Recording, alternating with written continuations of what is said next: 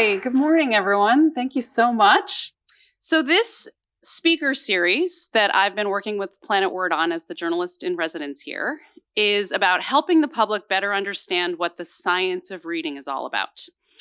If you've been listening to Sold a Story, you know that I think that term, the science of reading, is a bit problematic because people are talking about the science of reading as if it's a thing you do or a product you buy. And that's not what it is. It's a body of research, a very big body of research that has implications, big implications, for how to effectively teach children to read. And in this speaker series, we've had 3 guests so far, and I would put all of them in the general category of scientist in the science of reading. Our guest this morning plays a different role. She is trying to bring the big implications from the science of reading into schools. She is trying to translate all of this into practice through policy. Her name is Dr. Carey Wright. She is the State Superintendent of Schools in Maryland, which is just a few miles from here. Maryland is my home state. It's where my kids went to school, and it's the home state, I think, of probably very many of you in this room this morning. Carey Wright is relatively new to the job of being in charge of schools in Maryland, but she is not new to education, and she is not new to the science of reading. Dr. Wright was the State Superintendent of Education in Mississippi from 2013 to 2022, a period in which Mississippi made really remarkable gains in reading achievement. Some people refer to it as the Mississippi Miracle, which is a term that I am also not really a fan of, because it sounds like the gains in Mississippi happened like spontaneously, kind of like magic. And there was a huge amount of work going on in Mississippi to try to make it happen, to try to improve reading achievement for kids in the state. So I'm going to show you a slide in a moment that tells the story of what happened in Mississippi with one set of data points. The data on these slides are from the National Assessment of Educational Progress, the NAEP, sometimes referred to as the nation's report card. I'm going to take just a moment to tell you what that is. So the NAEP, the nation's report card, is administered by the National Center for Education Statistics, which is part of the U.S. Department of Education. Congress requires the department to administer the NAEP every 2 years to a sample of kids in 4th and 8th grade. They are tested in reading and in math. The NAEP is significant because it provides a common measuring stick. It allows you to compare how kids are doing in different states, and it allows you to compare how kids are doing over time.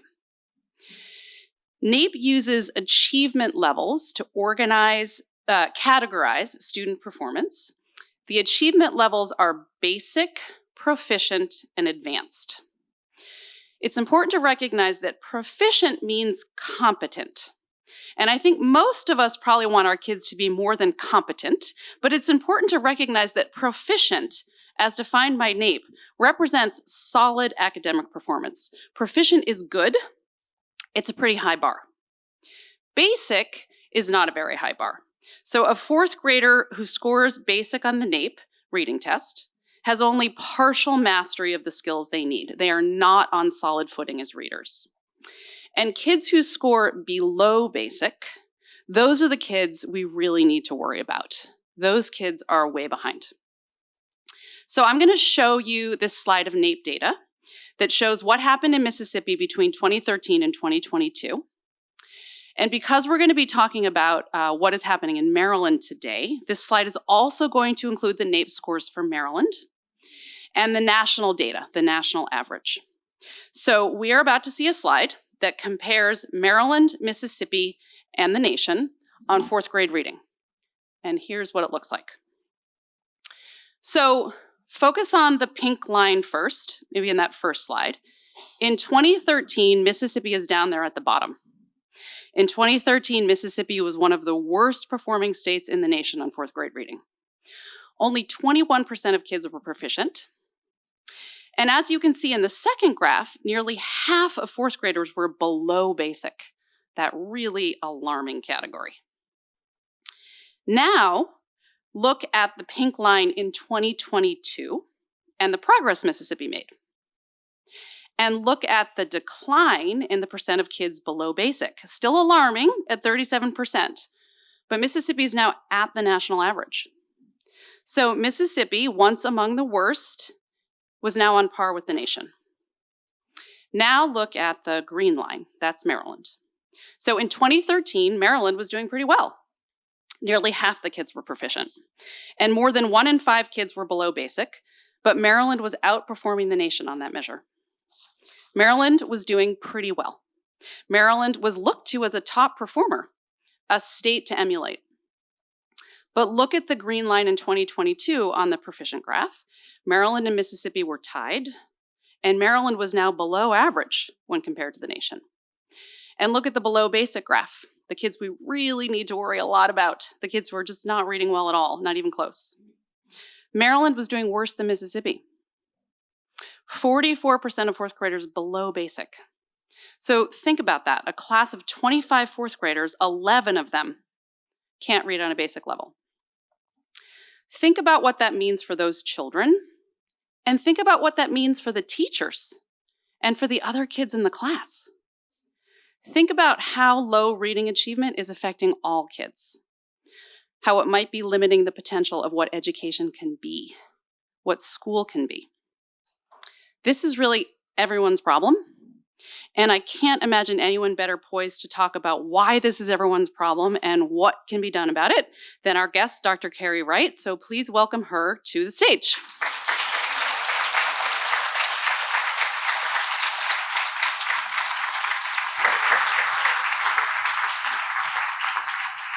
Good morning. Good morning. Good morning.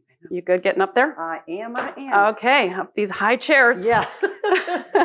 How are you? I'm good. Good. Thanks for making the trip. My pleasure. She came down from Baltimore this morning. Yes.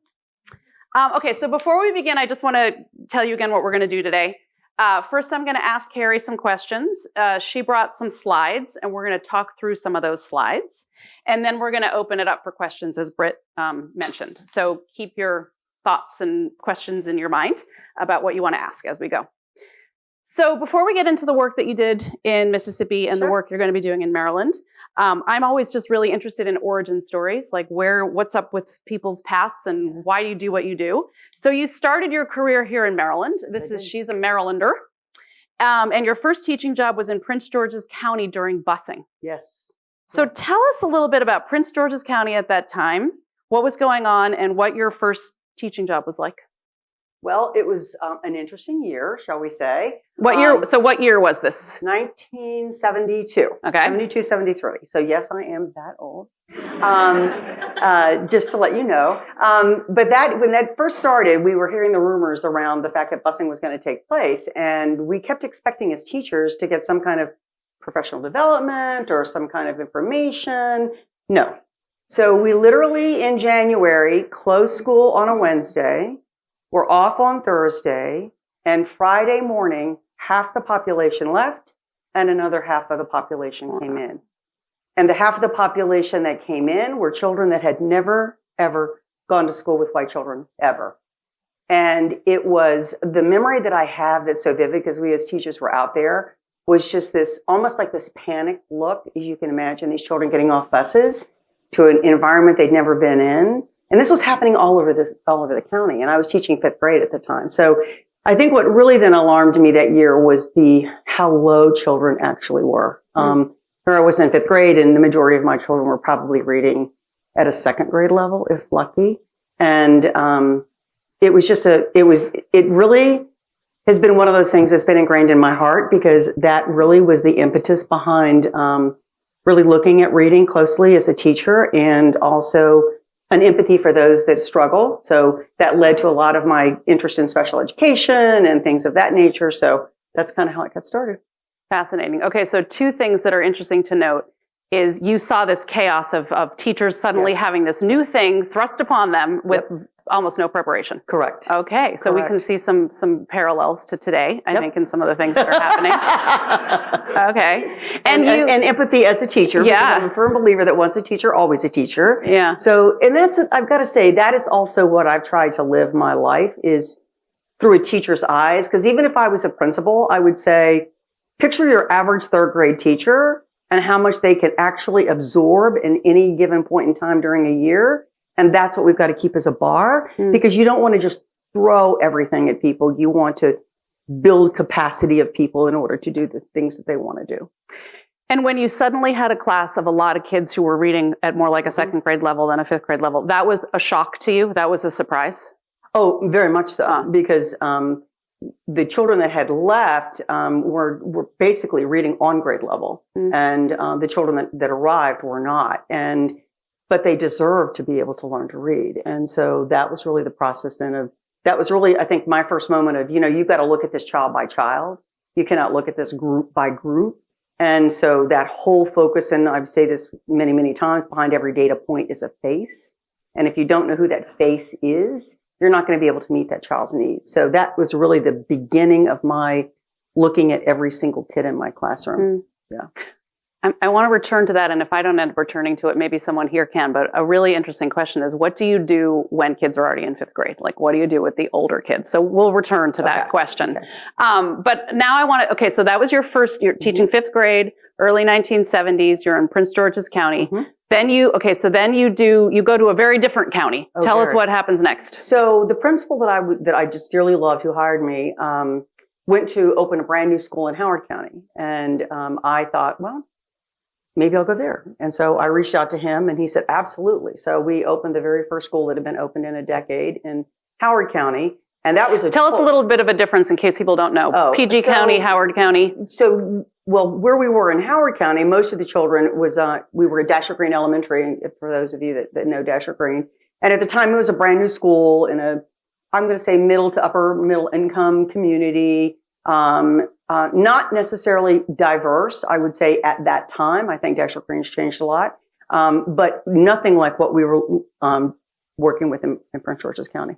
So you're a principal. Now you also moved from being a teacher to being a I did. I was a teacher for 2 years. Then I became what they called a teaching assistant principal, which is the cheap way of paying an assistant principal and having them teach at the same time. And so I did that. I went to a rural area of Howard County and was the assistant principal there. And then was fortunate enough I asked for a transfer back into Columbia. So I was then at Clemens Crossing as assistant principal. And then unfortunately, my principal had a stroke and I was put in as the acting principal for a year. And then got promoted to principal, then was sent clear to the eastern part of the county, which was Elkridge Elementary. So you're coming from Dasher Green to Bushy Park to Elkridge. And then I was blessed to open up the brand new school that opened up, which was Bowman Bridge. And that was a mix of children that definitely lived in a lower socioeconomic area with those that lived in a higher socioeconomic area. So it's kind of the 50-50 split. Then I was transferred to Waverly Elementary, which is kind of in the northern part of Howard County, a very high socioeconomic area.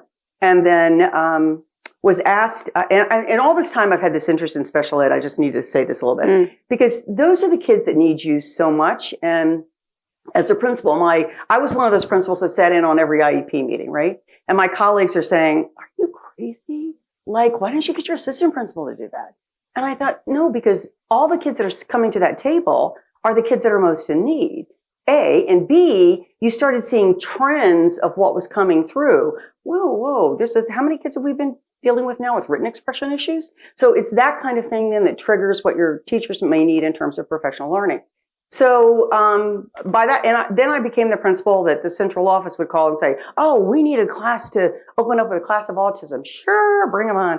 Oh, we need a class to open up for cochlear implant kids. Sure, bring them on. And so it really then, and I had an amazing special ed team who just was so critical about success for these kids.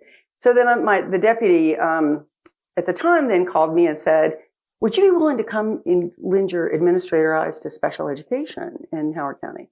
And because I had been a principal and a successful principal, and she said, just do it, give me 2 years. And if you don't like what you're doing, I'll put you back into school. And I thought, sure. So I did that for 2 years. And at the end of 2 years, because I wasn't in charge, I said, okay, we got to do something different here because I'm not seeing what the changes, and my colleagues were talking to me about what they weren't seeing, the changes that needed to be made. So there was an advertisement for one position, and I applied for that, and I was one of the finalists. And then she called me up and said, I'm going to take you to lunch. This was before we were announcing who'd won this position. And I said, okay. I thought, well, I'm not getting that job.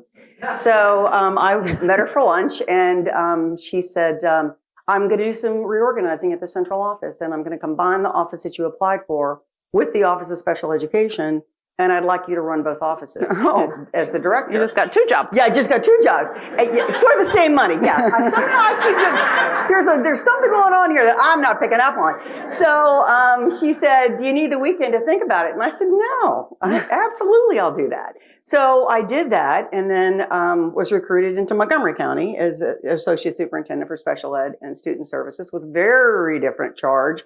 You're moving from about 5,000 special ed students to 17,000 special ed students, and lots of issues there, and loved that job. Loved. We did that for 6 years. And then about that time, I got a phone call. I'd been working at Harvard in the summer at their public education leadership project.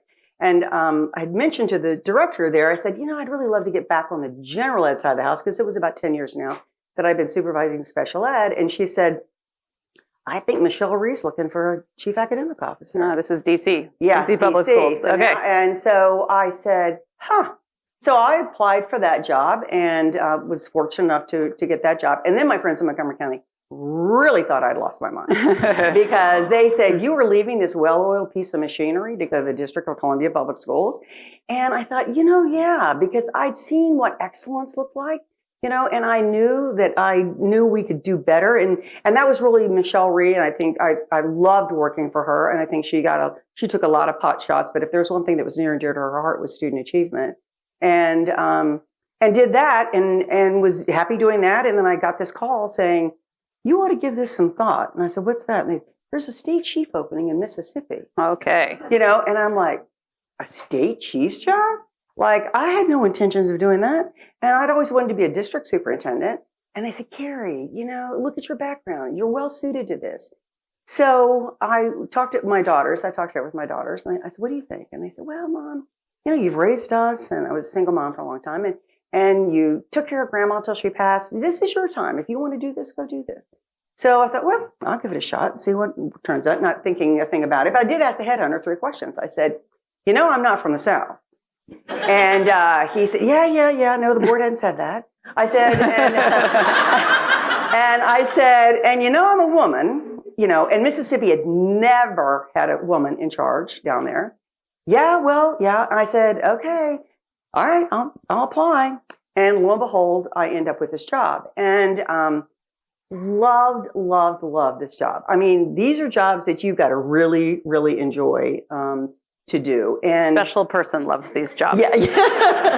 And because it's so funny, a really quick story, and I'll get back to what you're saying. But I was going through, when I moved, I was going through some things, because I moved back here because of my grandson, to be honest with you. I retired there, and I'm the only grandparent that he's got. And so I know how important my parents were to my girls. And so I thought, this isn't fair. I was home at Christmas and Thanksgiving and things like that. So I really did move to come back to Maryland for my family. And as I was unloading something, this is what's really funny. It was an exit interview from a reporter.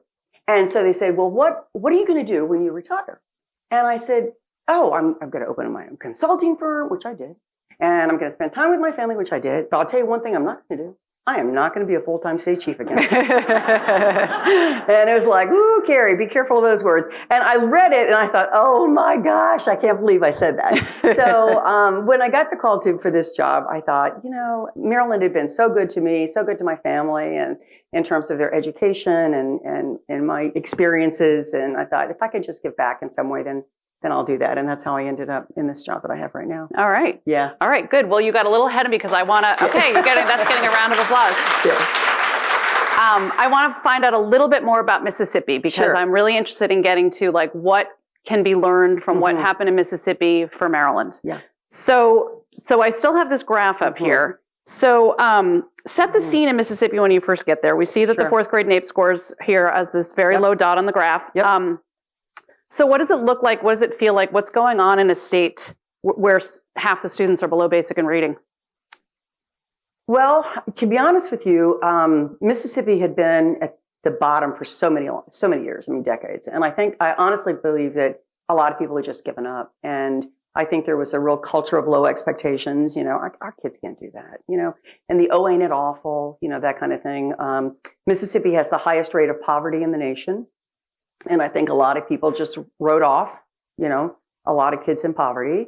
And I thought, no, I mean, I just came from DC. I came from Montgomery County. I came from Howard County. I mean, I know what's possible. And so I said, but there was no strategic plan.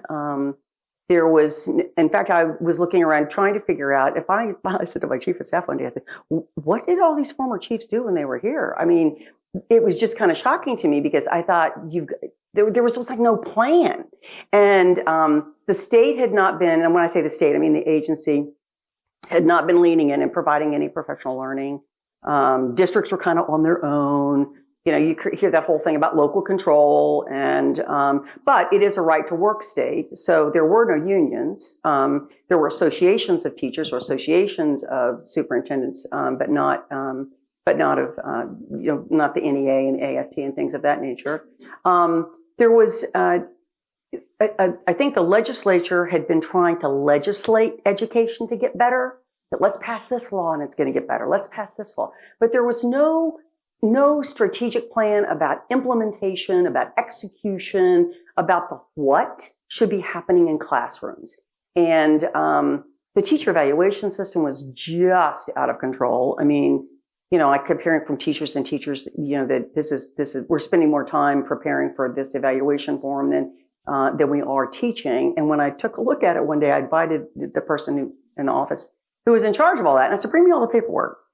And it filled an entire table. And I thought, teachers don't need to be spending all their time on that. So we worked on changing that. But at the meantime, I started meeting with all the curriculum people and saying, what are we doing? And there was a lot of balanced literacy that was going on. And I knew full well from experience that there was a lot of research out there around the science of reading. And why were we not doing something that was research-based? And that is something that I have believed in my entire career.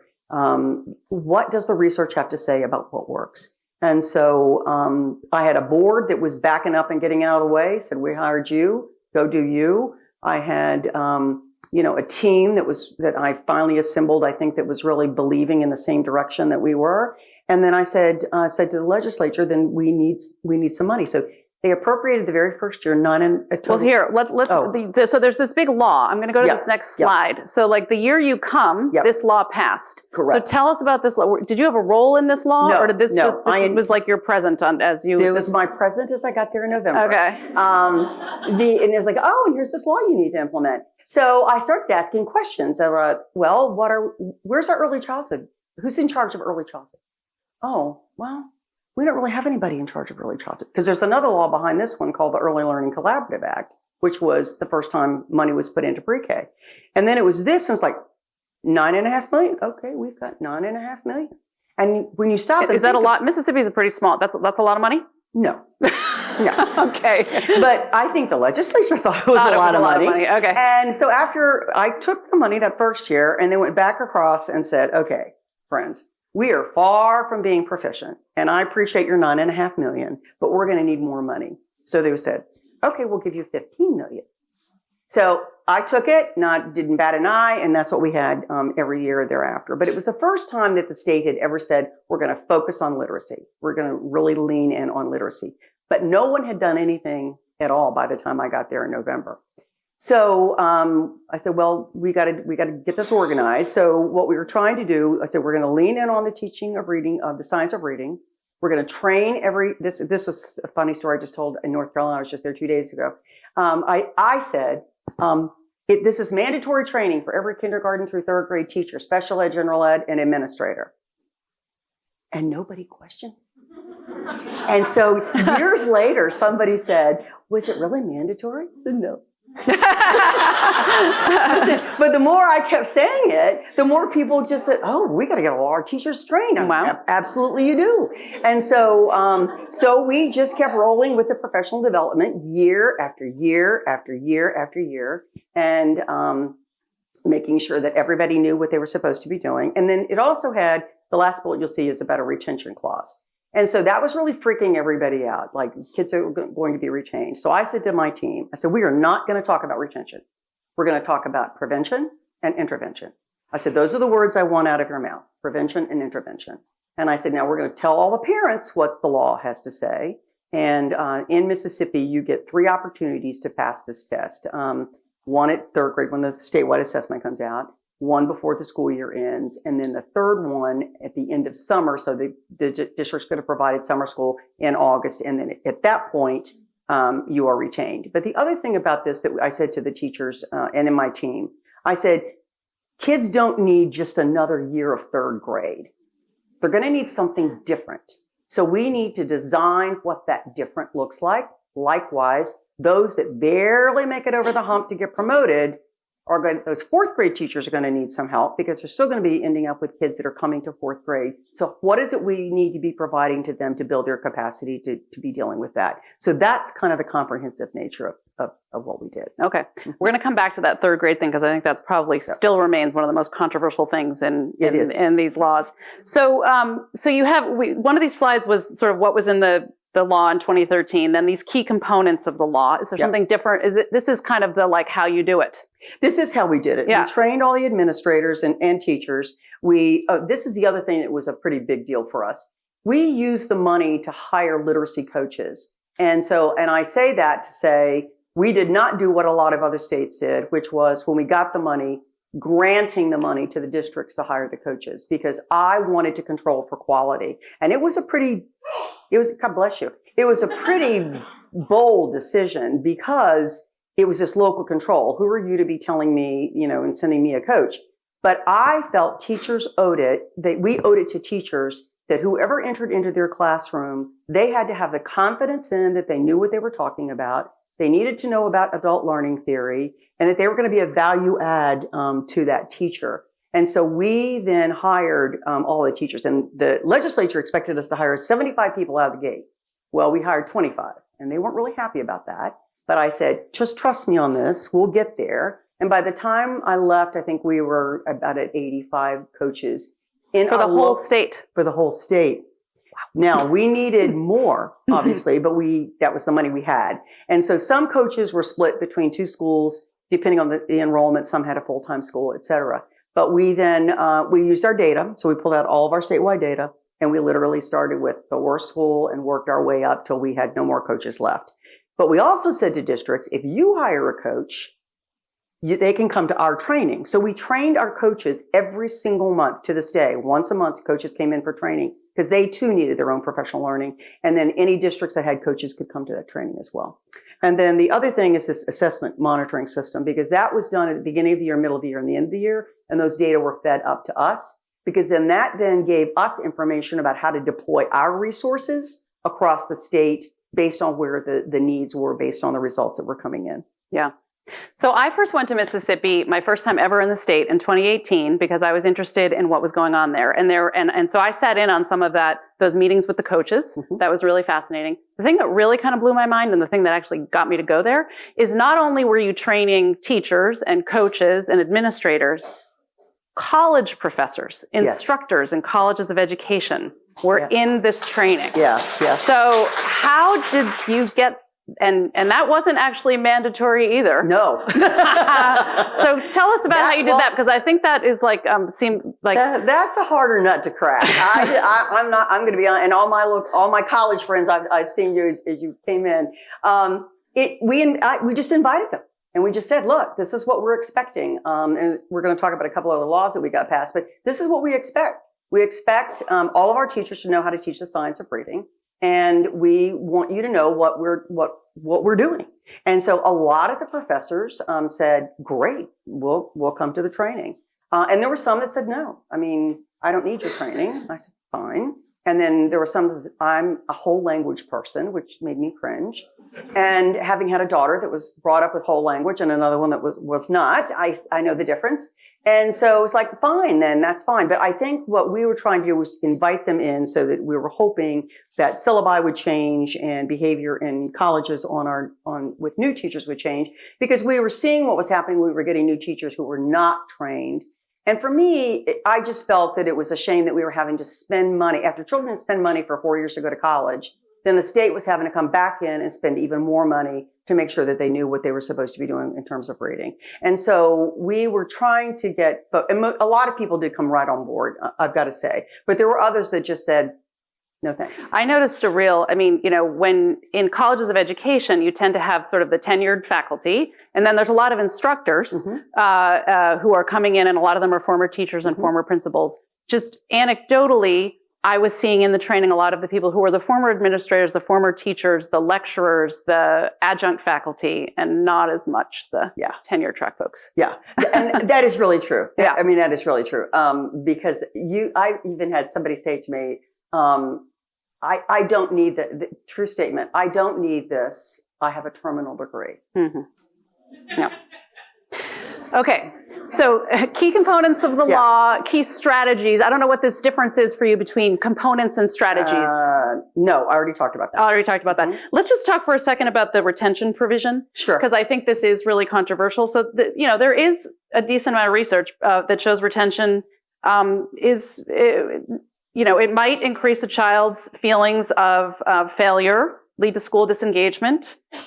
Students who are retained, it's been shown in some research, are more likely to drop out of high school. These retention policies tend to disproportionately affect low-income and minority kids.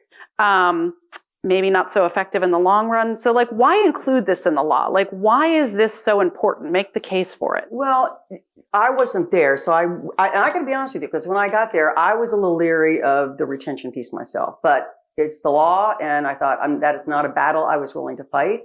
I was the new woman on the block, and I wanted to make sure that we got the meat of what was really intended from the policy done first. And then we've got a slide, I believe, later on. I think it's slide. Yeah, we do. It's coming. Yeah, on the research that was done. So why don't we just go to that right now? Yeah. Why not? Yeah. So basically the story is that there's a study that's done. So, okay, before we even look at the study, just tell us the story. Who did this? Why did they do it? Did they do it? What's the story behind this study? So the story behind the study is that Boston University was the one, the We Like Educational Policy Center did this study. They wanted to follow, they did follow the first cohort of kids that were retained versus those that kind of barely made it over. And they followed them in through sixth grade. And what they found was... This is really common. This is a way you can sort of find two pretty comparable groups. There's a little difference of a few points between these groups of kids. Yeah, very few points. That's exactly right. And what they found was the kids that had been retained did substantially better than those that had just been barely made it over to be promoted. And the other part, and I think that's on the next slide, was that the effects were most positive for African American and Latinx children. And the other part that I loved was that it had no other, special ed identification did not go up, chronic absenteeism did not go up. So there were some key facts that they found inside that I think a lot of people thought was going to happen. And for me, when children are struggling with reading, one of the things I've said to people, that doesn't mean that they need special education services. You've got to get out of that thought, that it's an automatic, if they're struggling with reading, that's special ed. And the other part that we had to work on is special ed or general ed teachers saying, oh, well, if they're in special ed, that's their problem. No. That is all of our problem, because core instruction is core instruction, and that's for everybody. And then there's the tier 2 kind of work that we do separately. So there's a lot of mix that's going on here. And so for children that were retained, we also then took a look at what was happening in that block, that literacy block. How could they also making sure that they were getting core instruction and that they were getting intervention during that block. They weren't being pulled at another time for intervention, that it was still within that 120-minute literacy block. So it was very thoughtful the amount of time that even was spent on literacy. Likewise, the same thing in fourth grade. what did that fourth grade literacy block look like that might be different? And so there was just a lot of thought that went into making sure that even kids that were retained were getting the help that they needed, whether they were special education or not. Yeah. Right. I mean, I think one of the reasons it's really interesting to talk about this law is because many states are passing laws and have been actually for a long time, but there's been a recent flurry of legislation again. And one of the things that I'm just going to go back to this other slide, you passed this big law in 2013, but you get there, and then you decide you need more laws.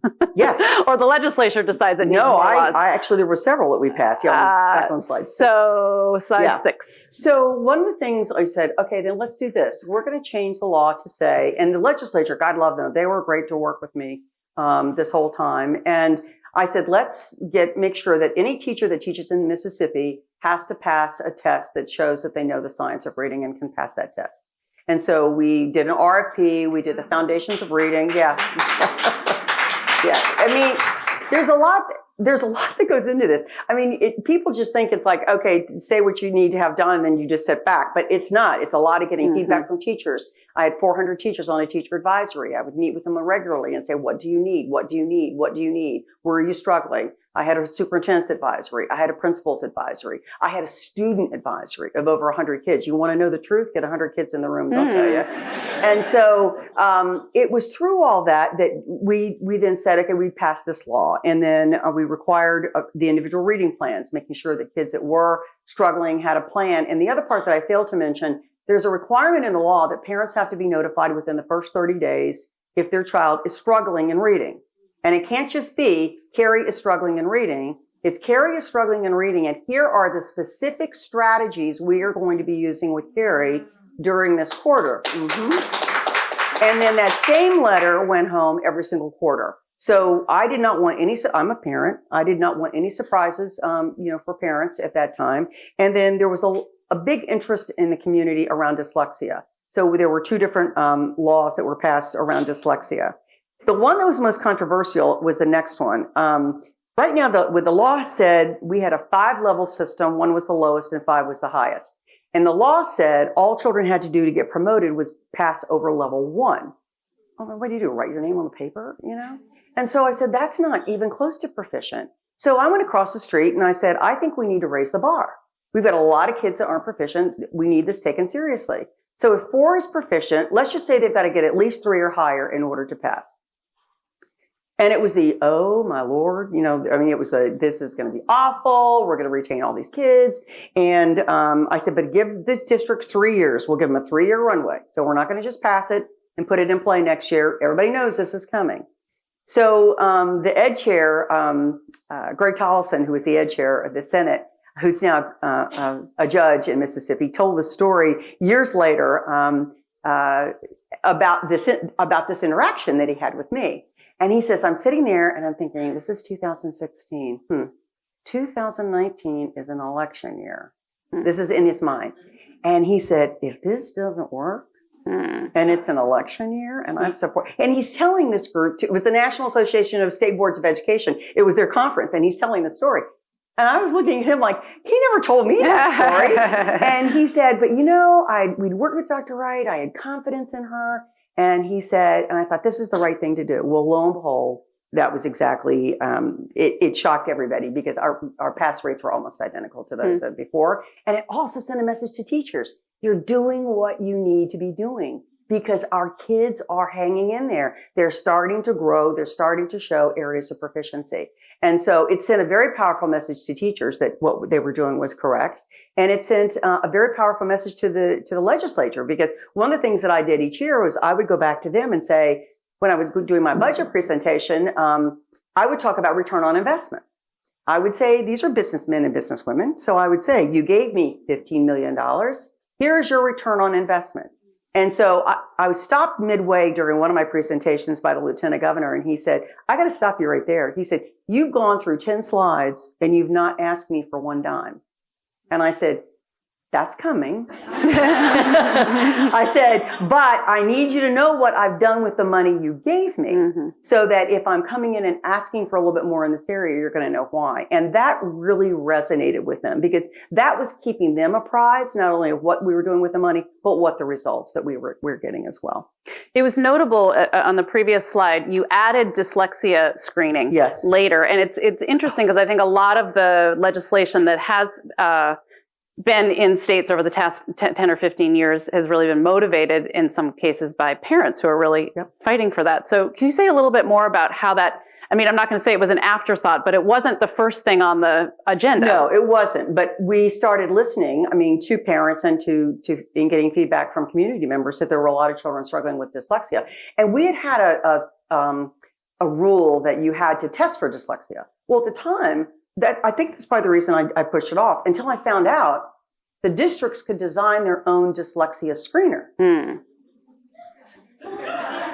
So I started in looking at the data, and I had a district that was one of our sizable districts that had never identified one single dyslexic student.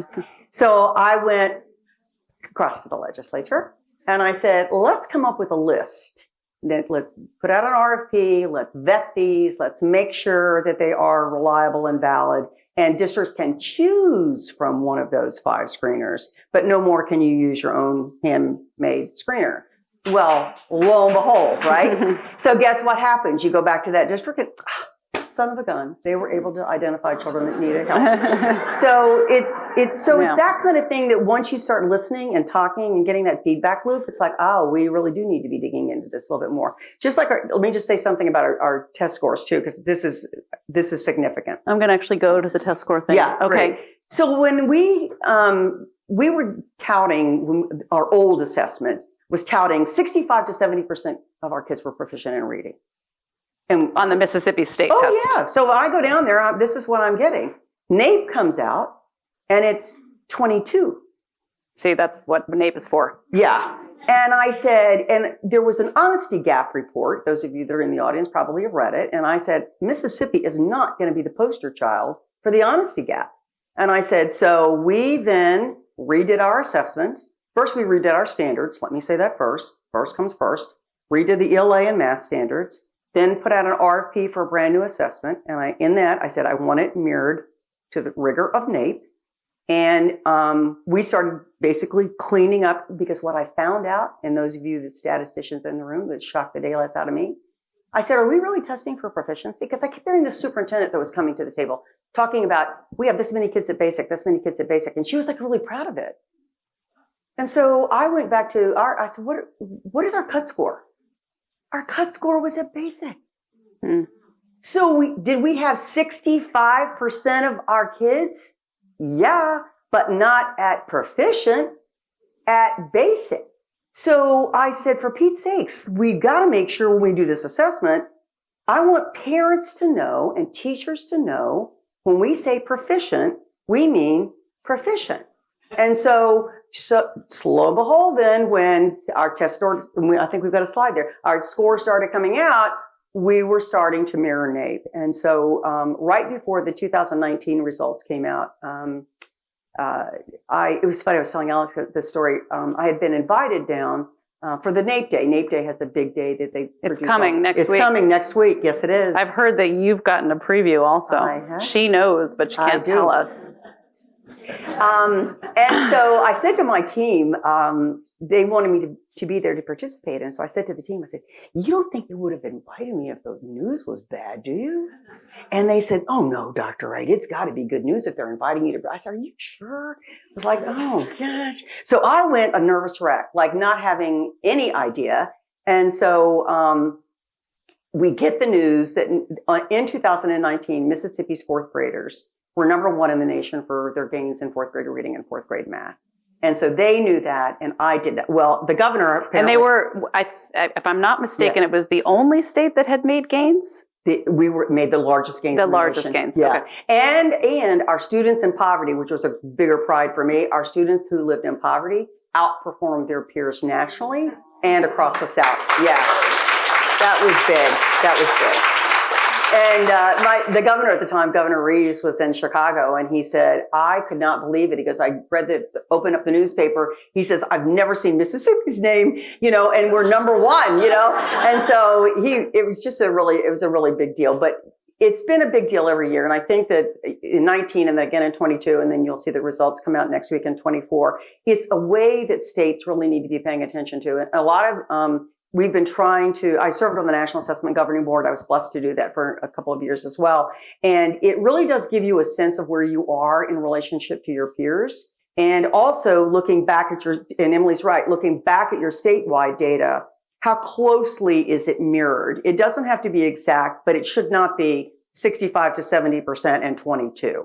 So it really gives you a chance then to sit back after you look at the data and say, okay, how are we going to use this data to help teachers? How are we going to use this data to help children? What other professional learning do we need to be thinking about? What other resources do teachers need? I remember being with the teachers and saying, we're really struggling with writing. We're really struggling right now with writing. So I went back to my team and said, they need some professional learning with writing. We put together a huge amount of professional learning with writing, went back out to the teachers, and they were like so appreciative. I think that teachers just want, when everybody wants something, and you've got to listen to what it is that they want, and then hopefully we can deliver on that.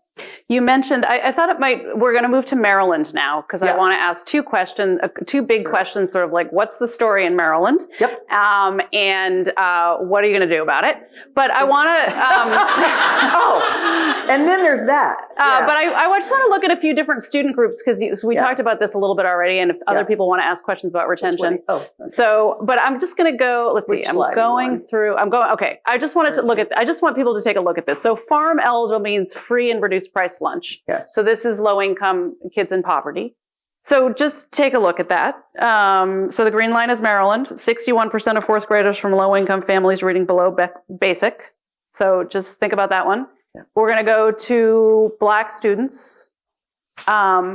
Just look at some of those numbers. I just think it's important. There's like all kinds of kids behind these numbers. Mm-hmm. 53, right? That's the key. Yeah. These are children. These are children's lives we are dealing with. And that is something that I cannot say enough about. You can't just look at data and say that's it. If you're looking at data, I once had a researcher say to me, if you're going to measure something or you're going to monitor and measure something, then you need to adjust. And so I think that's where we have to keep our eye on the ball, that these are children's lives we are talking about. And so when you're looking at the number of children that are below basic, we need to know who those children are and what those children need.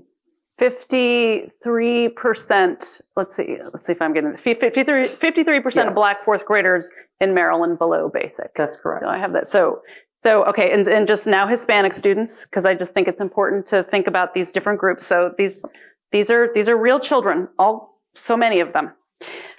So let's just start with this. When you came to Maryland, so you told us a little bit about how you got this job. You weren't gonna take this job, and then you did. Yes. And by the way, she was just telling me her grandson is in kindergarten. And so parents and grandparents can go on the first day of school. So guess who shows up on the first day of school?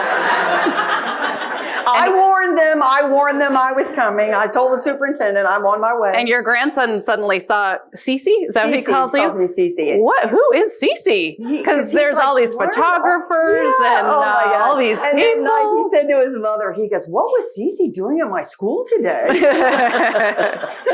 Okay, so you come to Maryland. So what is your understanding of what happened in Maryland? What's going on?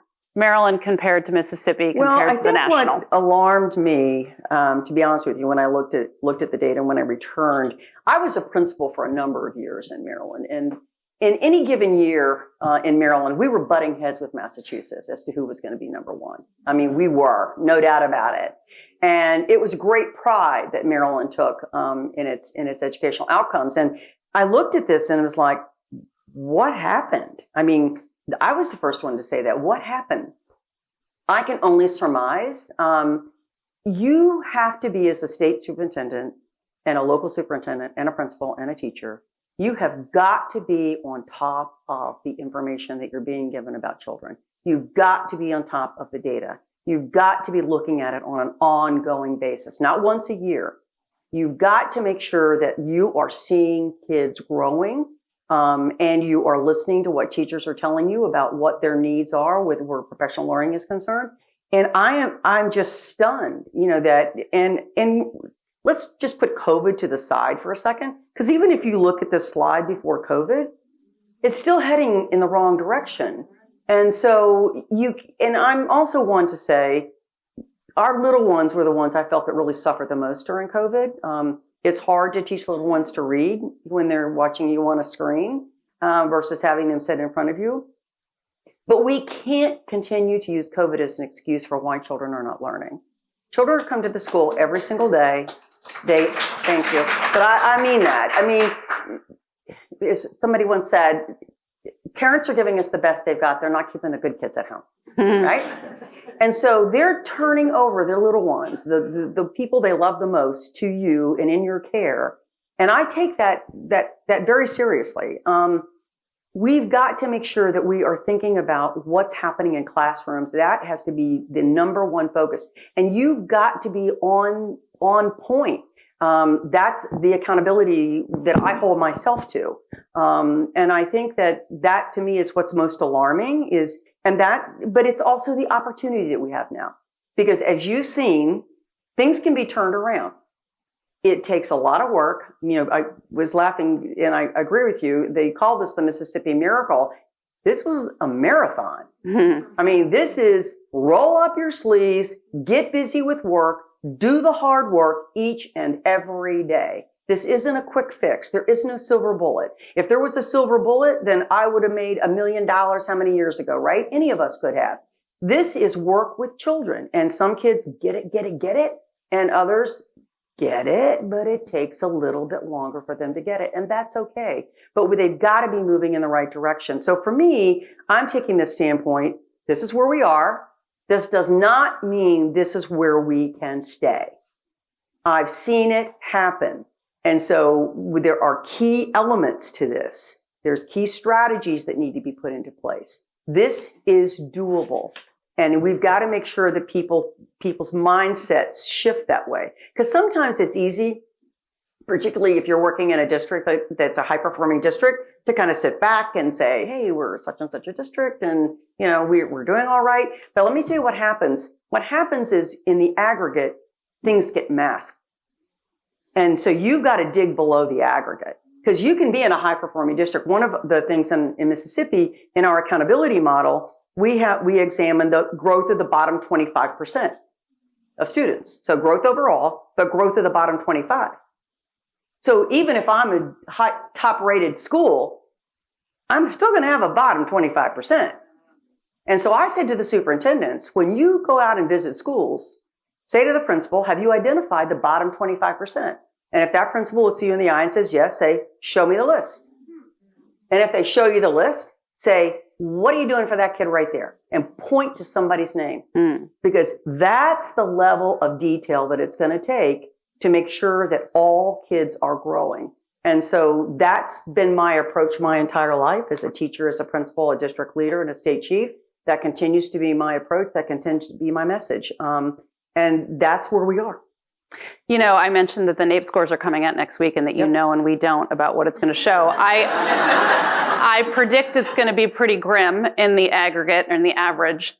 But as Carey just mentioned, you really do have to look at the bottom and the top. And the story so far in NAEP in a long time is that the top kids are getting better and the bottom kids are going lower. And I think we're going to see more of that. Even in the aggregate score is probably going to be grim overall, but it's those categories of kids you really have to look at and what direction the arrow is going. That's a really good point. I just met with my deputy who oversees assessment and accountability, and I said, from now on, when NAEP comes out, I know they're going to automatically look at the 90th, the 75th, the 50th, the 25th, and the 10th percentile. And they will also do that by subgroup. And the story has been, and Emily's exactly right, that those at the 90th percentile and above continue to grow, and that the 10th percentile will continue to fall even further behind.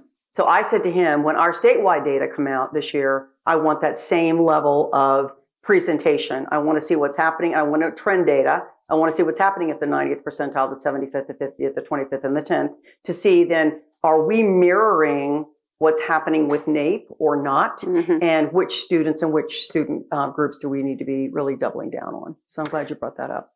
I want to start transitioning to Q&A. I had a series of questions I wanted to ask you about Maryland. I'm just going to ask you to go through give us a kind of an overview of what you're doing in Maryland, and then rely on you all, because I think probably you have specific questions about what's happening in Maryland. So I went ahead to slide 17. That's exactly right. Okay, so why don't you give us a little overview of what is this Maryland Comprehensive Literacy Policy? Sure. It is not a law. No. I've got a state board that is very willing to lean into their role as policy makers. And so the first thing that I asked them to do was to pass a policy. The first thing they did was to pass a resolution. That was last January. They passed a resolution saying, beginning in the 24-25 school year, all schools will implement the science of reading. And then we followed that up with a literacy policy. Very strong literacy policy. We had over 8,000 pieces of feedback on that. So lots of people have lots of opinions. And so we passed that, and then and there are a lot of components in that. We're talking about the focus obviously is on early literacy, and we did a pre-K through grade 3 literacy policy. We are in the process of redoing all of our standards. So our ELA, math, social studies, science, and health, all of those standard revisions are undergoing as we speak. Loss of confidence in our current assessment. I won't give you all the details. So we are putting out a new RFP for a brand new statewide assessment. And we're in the process of that. Yeah, I know the Maryland people are going to be happy to hear that. That was probably the Maryland people that are clapping. I agree with you on that. So that's part of it. I don't believe Maryland's accountability system is holding anybody accountable, quite frankly. And so I put together an assessment and accountability task force, and they worked this past year. Center for Assessment, for those of you out there that know that group, I love that organization. It's the gold star, I think, for the nation. They chaired the task force. The task force went through assessments. What kind of assessments could we be looking at? What should we be thinking about around our accountability system? They gave those recommendations to our board in December. So we are now in the process then of now designing our assessment and also looking at what our accountability system can look like that will be stronger. I'm a firm believer that accountability drives behavior. So what you're holding people accountable for is what gets paid attention to. So I think that's part of what we're thinking about as well, and also making sure. Do you want me to go to the next slide? We are, yeah. Okay. So we've been blessed too because philanthropy has come alongside us. The Ibis Group gave us a $6.8 million donation. That was for teachers to take classes at SUNY or the AIM Institute related to the science of reading for free at their own pace and counts toward recertification. So that was big for us. We are working now with Walton on a grant that will deal with both math and literacy where coaching is concerned.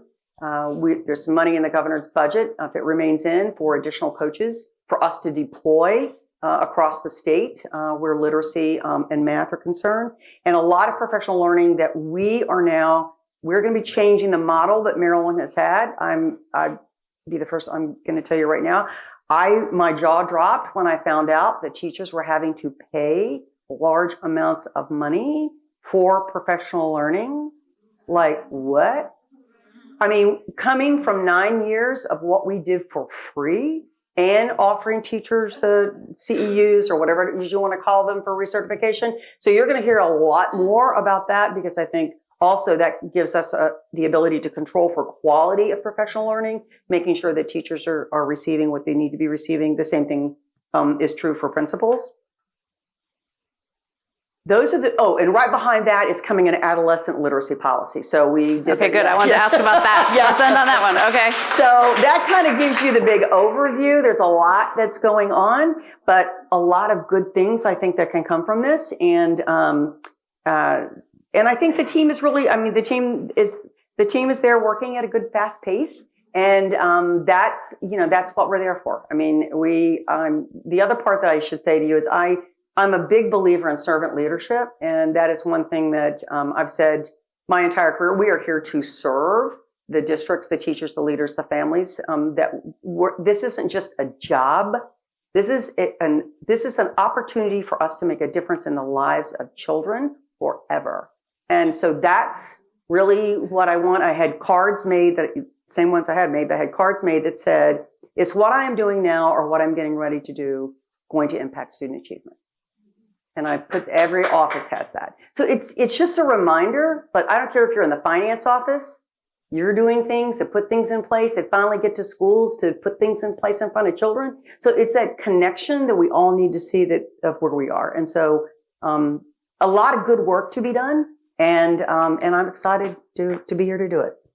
All right. Well, we are going to turn to your questions. Sure. My very last question, though, thank you. Yeah.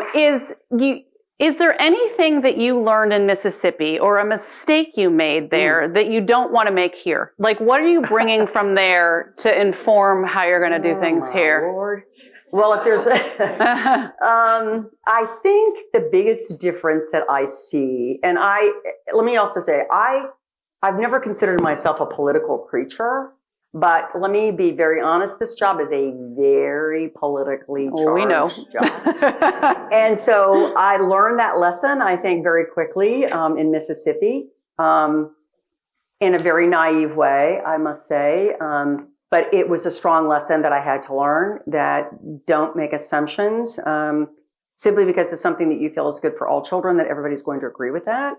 And so how you present that information, I think, is important. And I think that is true in Maryland. It's obviously you're going from a red state to a blue state. I get that. But it's also even the way the sausage is made in terms of the legislature, two very different ways of going about business, all equally as effective. But it's that kind of thing that you've got to be cognizant of who are you going to impact, by the statement or by the move that you get ready to make.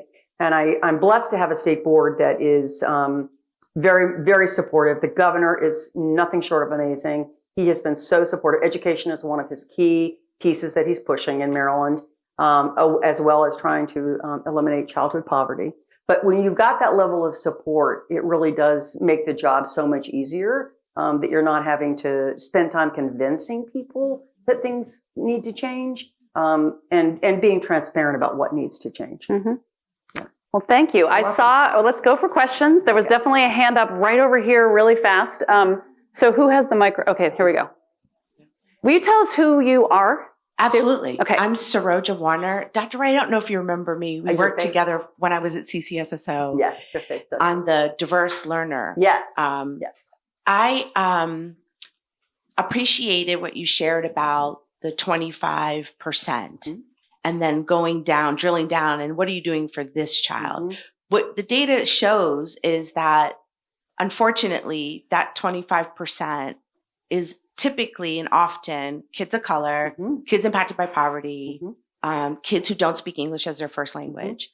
And along with the science of reading, we also have a strong research base that shows that culturally responsive and linguistically teaching practices are impactful in students' learning across the disciplines. So curious to hear from you how you're thinking about this intersection in the literacy work in Maryland with culturally responsive and sustaining practices in classrooms. Part of what that's a good question. Part of what and part of that is outlined, I think, in our literacy policy too, but also we have really leaned in very heavily around high quality instructional materials. And so in developing that list of what we consider high quality, part of that consideration around what is culturally relevant, I think has to be a part of that conversation. And you're right, it's across all subgroups of children, not just children who are multilingual learners. I think that is a part of, as we start evaluating that, we are curriculum agnostic. I need to say that. We were in Mississippi as well. But what we weren't was, we were not agnostic about high quality. And so we tried to then develop a list of those things that we felt were aligned to our standards that met all the criteria that you're talking about. And so trying to draw the eyes of locals who are going to be buying these materials, at least start with that list first, versus just the vendor that walks in off the street and is going to sell you anything he wants to sell you. So that's really where we started with that. But that's on everybody's list. Yeah. Another question? Does someone have the mic? Let's see. Let's go on this side of the room. Pick someone. Britt. Okay. Good morning. I'm Erin Parker. I'm a parent from Howard County whose child's dyslexic and their needs could not be served in the public school system and now goes to private school. You talked a lot about accountability, and I'm thinking about the intersection between MSD and Howard County, and they had to submit plans, literacy plans to MSD. And I want to understand a little bit more about that accountability process because their plan has no data. Their plan is not disaggregated by any metric. And the only data that they provided was Dibble scores for K through 3, even though they screen K through 5. And their plan, their target is to get to 80%. They're at 79% now. They're going to get to 80% over the next 3 years and stay there. No plan to get higher than that. And then they gave MCAP scores, and their plan is actually to decrease their MCAP proficiency for 10th grade and maybe in 3 years get back to where they currently are. So how can MSDE push back on these plans? Because Howard County has represented that they got passing grades from MSDE on this plan. So, MSDE, by the way, is the State Department of Education, so and she's talking about the state tests too. Right. So those plans were not submitted to MSDE. Those plans get submitted to the Accountability Implementation Board. So AIB, Maryland has a very odd structure. I'll just need to put it out there. It has an assessment I keep on saying assessment, Accountability Implementation Board that oversees everything in the blueprint and has plenary authority over all of education. Then you've got the State Board of Education over here, who's now also responsible for the 24 LEAs. So AIB, all those plans go to AIB, and AIB is responsible for approving or disapproving those plans. So MSDE does not, we try to assist with that because their staff is so small, but the approval or non-approval is really coming from the Accountability Implementation Board, or AIB. Then just to follow up on that, can MSD play a role in collecting these literacy plans and providing real feedback? Well, we can look at the plans and absolutely can we provide feedback. I think what we're trying to do is to do the dance that we need to do with the governance structure and try and help those districts that we know and schools that we know that need the help. That's something we can do on our own. Without having to make sure that we've got AIB's approval to do that. So it's a little bit of it's a little different. Let me just put it that way. It's a little bit different about what has to go through AIB versus the things that we can just do directly. Yeah. Question over here. Right here. Hi, I'm Jacqueline Davis. First and foremost, I'm a mom of a dyslexic boy who started second grade 2 years behind and is in sixth grade above grade level. So awesome. My passion great. comes from very similar to you. I know what's possible, and therefore I want it for all children. Yep. I just joined the IDA board for the region, which I'm very honored to be part of. That's the International Dyslexia Association. We have a lot of acronyms in education. And I founded an organization called Clever Noodle that makes science of reading-based games for children, physical. So if any teachers want them, happy to give you free copies. Just come grab me and I'll give you a card. Emily, my gosh, you have changed the national conversation and single-handedly. And thank you, because without you, we wouldn't be here. Dr. Wright, thank you for saying sure. I heard that little line where you said, I say sure. So thank you for saying sure to Maryland. I do have a question. My question's on data. And Emily, you actually talk a lot about this. And so when we look at the Maryland data or we look at any state's data, I think there's a masking that's happening that we're not unearthing. And I'm not quite sure how to unearth it. Okay. But for our often white and middle or upper middle class children, they are getting the same horrible learning in balanced literacy schools and everything else as our Black and brown and lower income children are. But what I see with all my Montgomery County moms that are my friends or associates, all the white ones whose kids can't read at second grade because they're getting balanced literacy, they pay for tutoring. And so by third grade, their kids all look fine. And their kids look like somehow the school system fixed it. But my good friend just paid $15,000 for her second grade child over the course of the year to get amazing OG tutoring. So her third grader looks perfect now. The similar kid that didn't get to read in second grade, that doesn't have a family that can pay for that, is still a kid that can't read and is showing up in the data. That's correct. How do we unpack this data better to understand that masking is happening so that we can do more about it? That's a really good question. I am not shy about speaking out about balanced literacy at all. In fact, I'll tell you a very quick anecdote. I was at Governor DeWine asked me to come and speak they've got an organization that really supports education. Ohio governor. Ohio governor, thank you. Ohio, sorry. And Ohio State was very well in the background, right? And somebody asked me a question, what about balanced literacy? And I was very clear about how I felt about balanced literacy by simply saying you don't teach kids to reading by guessing. There's a strategy to this. You don't just guess your way to reading. And so the only reason I'm showing you this is really funny. So I'm going to the ladies' room. In behind me comes another woman, and she said, Dr. Wright, she goes, I just heard you speak. And I said, oh, and she goes, I just wanted you to know that Lucy Calkins is my cousin. Yeah. So needless to say, she knew how I felt about balanced literacy because she followed me into the bathroom. But you're right. I mean, I think that, I can't say enough about why that does not work. And, I'm very clear on that and continue to be very clear on that. And so I think what we're trying to do is to get districts to see that there are other materials out there that can do what they want them to do. It is a crime that there are some children whose parents cannot afford that, and that should not be the case to make sure that they're learning to read.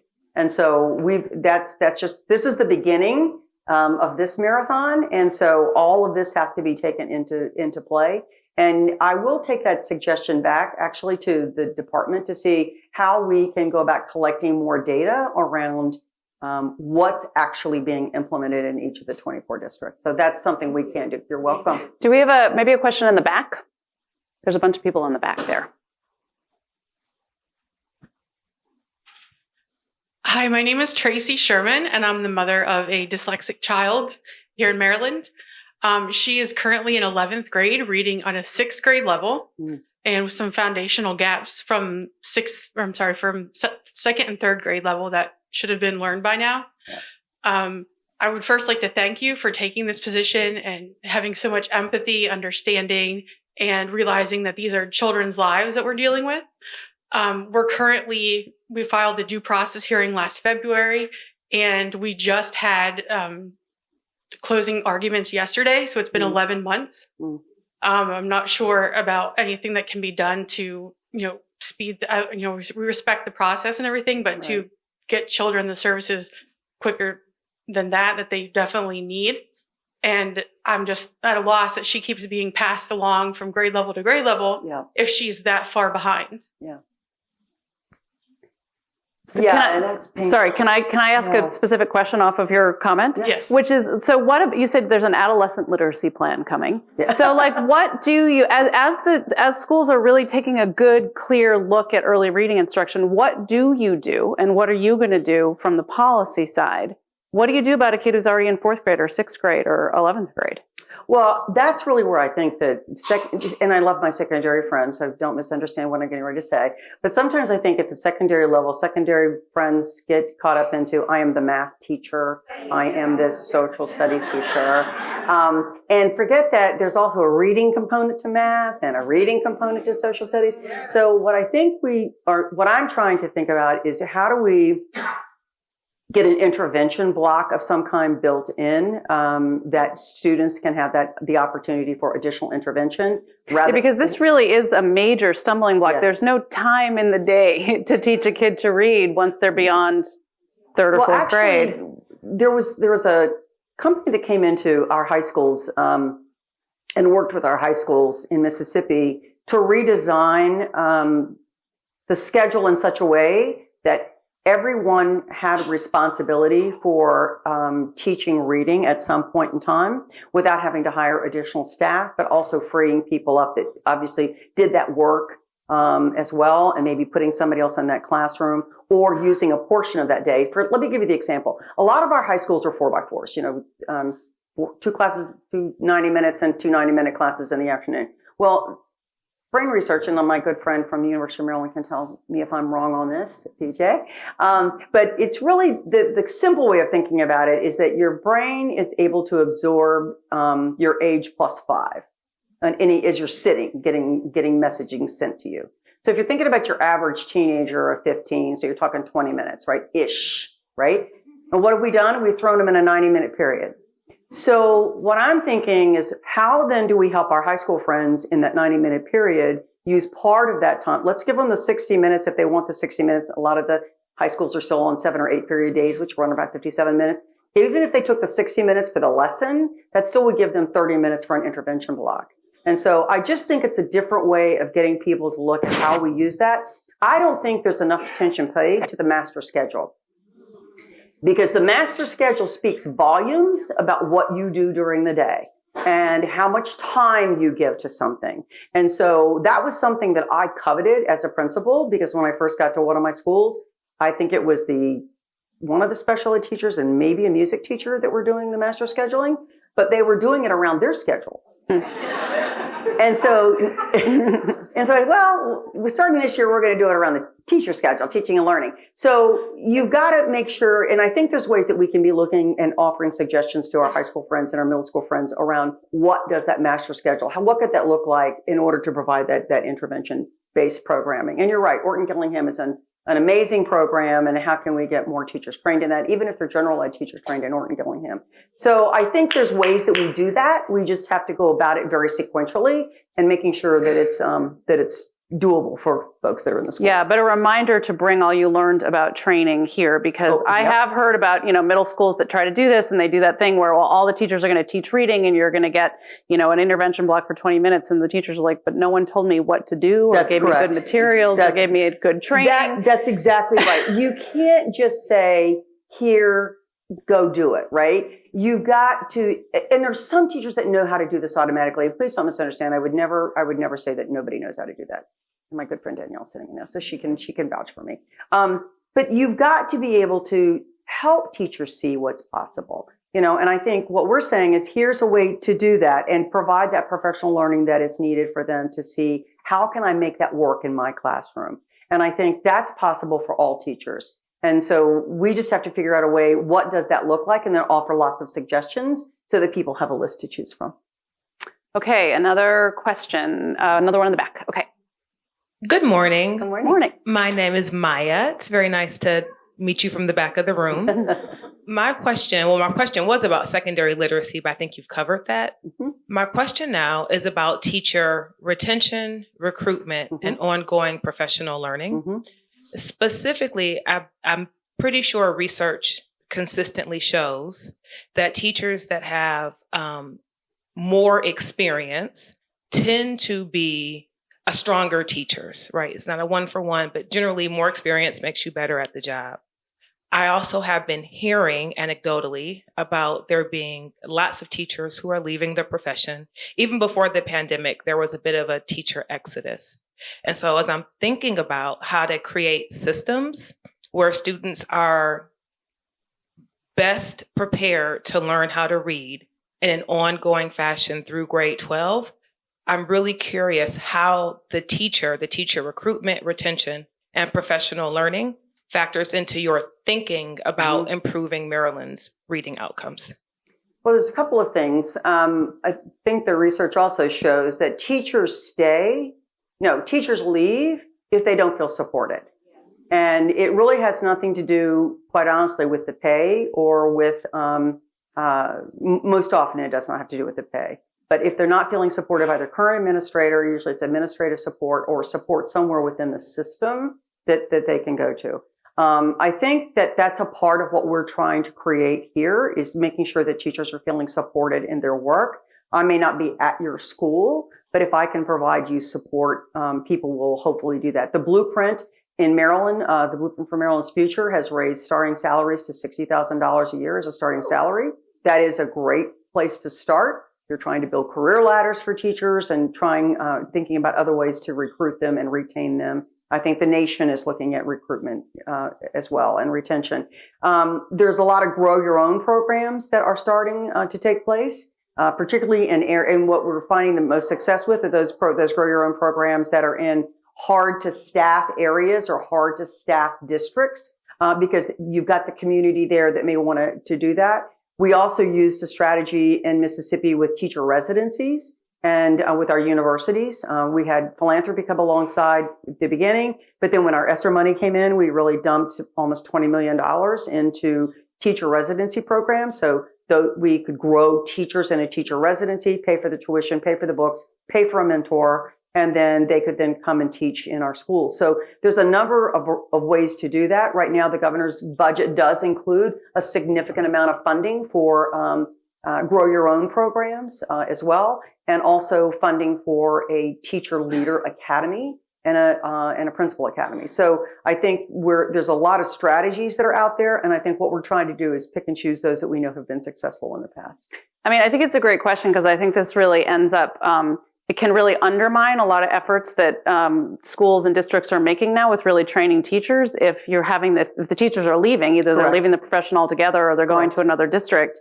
you're just losing that investment. So I'm seeing that when I'm talking to districts that have been trying to invest in the science of reading, is if, 5 years later, a third of their teachers are gone, it's just a really expensive and time consuming and getting everyone sort of on the same page about this at the same time. You get a lot of bang with that. And then how do you sustain that as new teachers come in? It's really challenging. So it is challenging. And I think another thing that makes the job challenging, and I'm speaking to the choir, we've got a lot of different behavioral issues with children that are coming to school now, I think particularly post-pandemic.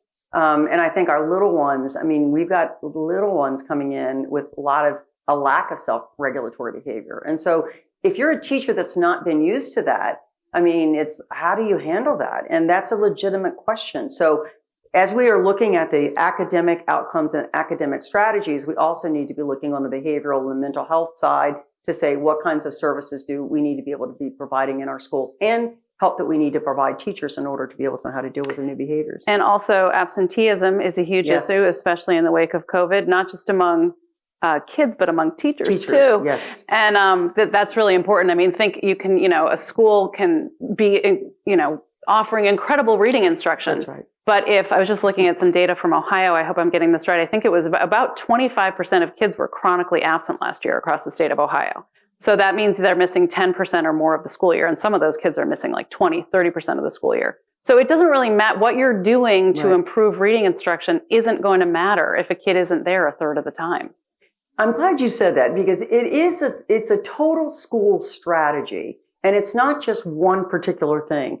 I think that setting up an attendance committee, if you will, in your school, parents love to do that kind of thing. You get attendance in, have parents call to say, Carey's not at school today. We were missing her today. And forgot to call in and let you know that she's sick. Or, I thought she was at school. I've had that happen as a principal.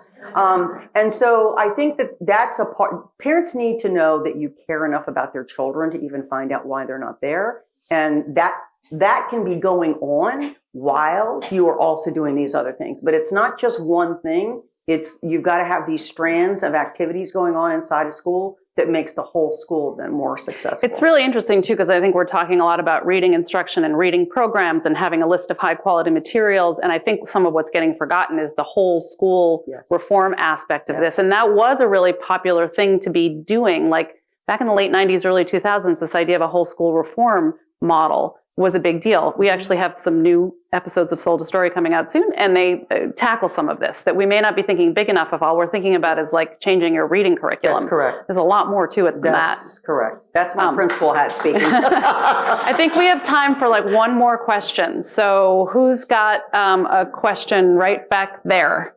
Can you? Yep. I don't know. Yes. Thank you. Hi. Hi, Dr. Wright. My name is Rick Damno, and I currently serve as the Federal Policy Associate at the Children's Defense Funds. And I'm also I'll be starting my doctorate degree, my doctorate in literacy studies at the University of Pennsylvania this year. And we actually met a few months ago at the Right to Read documentary in Baltimore. Mm-hmm. And I'm also an alumni of the University of Maryland. So my question to you is that what are the most significant barriers schools face when implementing the science of reading practices, and how can state level policies like those you discussed help overcome those challenges? Well, I think for some teachers, it's hard to change what you've always been doing. I mean, if you look at Bridges' book on managing change or managing transitions, there's a picture that I remember visually, and it's a kind of like an acrobatic person that's trying to move from one bar and letting go and reaching out for the next bar. And so it's very comfortable to be hanging onto that first bar because you're sure of yourself. But that moment you got to let go and reach for the next bar, which is a little bit different. That period of time is very unnerving for teachers. And I can see that and know that. And then once they grab that next bar, I've had teachers come back to me and say, oh my gosh, this was the best thing that ever happened to me. I cannot believe the difference it has made in my teaching. But that amount of courage took that courage to leave what was not really being successful. And I had, when I was serving on the National Assessment Governing Board, we had a teacher from North Carolina that was there, and she said, you know, Dr. Wright, she goes, I've been watching everything. She goes, I just decided to take this letters training on my own. I just decided I'm going to do this because I teach fourth grade, and I always get all the kids that have struggled with reading. And so she said, you're not going to believe this. She goes, I can't believe how many of my kids are reading now. And she was so excited. And she said, I never would have thought about doing that had I not known the success that you had in teaching kids how to read. And even though I am the face of that, this was such a team effort. This was such a team effort on the part of my team and the part of the teachers and the leaders and the administrator. I mean, it took everybody leaning in, but everybody, it's kind of almost like a little bit of holding hands. Like, you know, we kind of have to hold hands to get to some places. And I think about that every time I think about asking a teacher to change your behavior, that visual comes into mind. Like, we've got to support that middle part until that they finally grab a hold of what you really want them to be doing. And that's important because everybody, and you think about even when you're changing behavior, changing your eating behaviors, how many gotta go on a diet, right?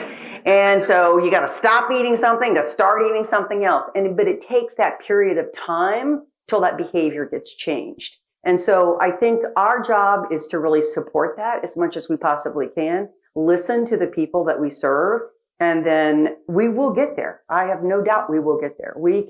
This ship can be turned around, and but it's going to take all of us doing that together. That is a good metaphor, except the only thing about that metaphor is that it doesn't take very long to go from one word to the other. And it's like, oh, wait a minute, let's just say this can take a long time. And I think a lot of individuals, but in more cases, schools and districts give up before enough people have gotten to the next bar. Yes. There's a lot of points, stories you can see in history of schools like beginning to make progress, and then a new leader comes in or a new something takes over, and that's out the window. So this is what gives me hope. What keeps me going on this topic is what we just ended on. So thank you for the good question about teachers who are writing to me all the time and saying that, oh my gosh, I was resistant, I was scared, I didn't want to do this, and wow, it's really made a big difference. It's made a big difference in the individuals behind all those data points we were showing. Like, that's what the teachers are seeing. The children who they're like, oh my gosh, this kid can learn to read. I can teach him. I can teach her. Absolutely. So thank you so much for coming today. Thanks for the good questions. Thanks.